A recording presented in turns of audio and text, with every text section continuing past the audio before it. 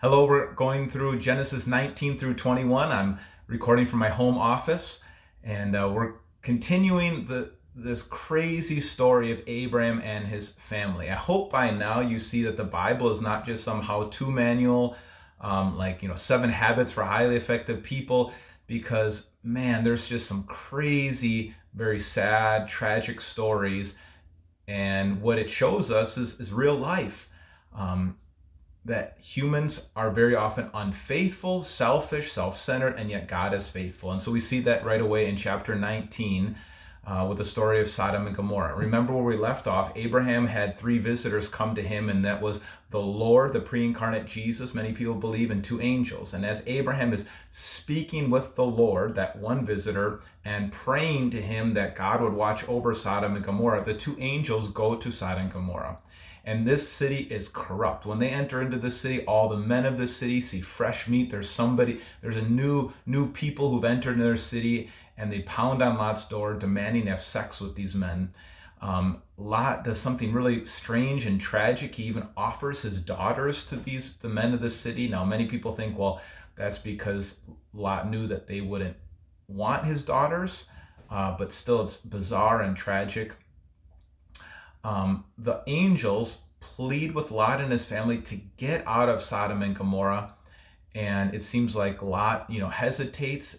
We see that in verse 16. He hesitated, but then the angels, the men, they grasped him by the hand and his wife and the 2 daughters and safely made them leave out of them. It says, because the Lord was merciful to them. The Lord in his mercy pulled them out of Sodom and Gomorrah. You think about how many times the Lord is merciful when we hesitate, when we want to hold on to a sinful lifestyle, when we want to go back to our sin, and how God and his angels pull us out of so much of our sinful lifestyle.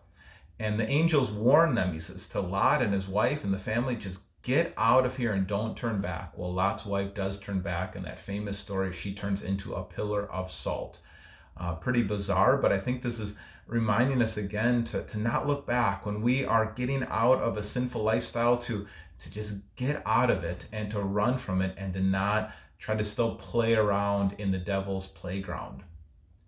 The story continues to be pretty tragic as Lot is with his 2 daughters, and his daughters get him drunk.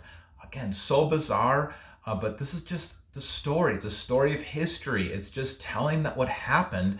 It's not saying, now you live like this. No, this is just human sin and corruption. But Lot's daughters get Lot drunk, sleep with him, and from Lot's family, from these 2 daughters, become these 2 nations that Israel would be fighting with in the future, a few hundred years in the future. So from Lot's daughters came the Moabites and the Ammonites. So you want to remember those names, because we'll be running into them later on in the story of Exodus and in Numbers and Deuteronomy.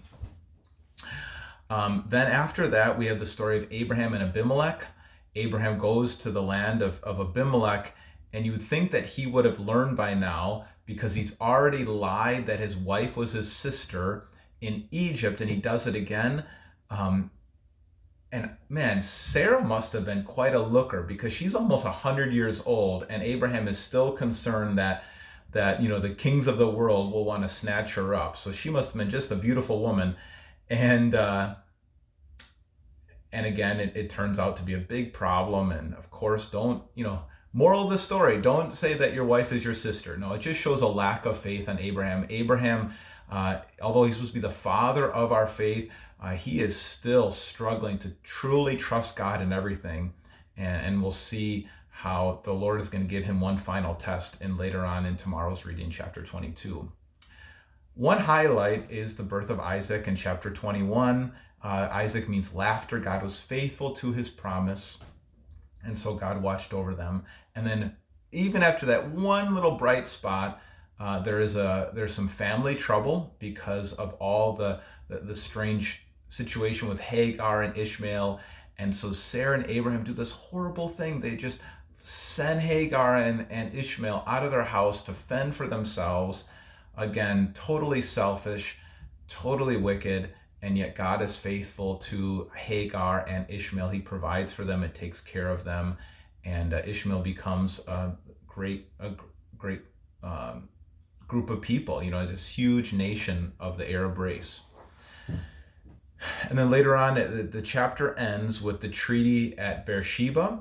And at first, this seems like, oh, this doesn't seem to be that practical, or why is this in the Bible? But here's a couple things we learn. Remember what God said back in chapter 12. He said that God was going to bless those who blessed Abraham. Well, Abimelech is blessing Abraham and trying to start a treaty with him. And so Abimelech was blessed. Also, God had promised the whole land of Canaan to Abraham, and yet all Abraham has is this little well. It's kind of like a down payment for the whole land of Canaan that would come in the future. And finally, this well at Beersheba is going to come up in Israel's story like almost a dozen times or something in the future. And so it seems like the writer Moses was trying to tell the origin story of where Abraham's well started at Beersheba, how it started, because of this story, this location is going to come up over and over again. All right, I went a little long today. God bless you. Keep reading. Don't give up. Subscribe and keep sharing this. Let's keep reading the Bible together. Adios.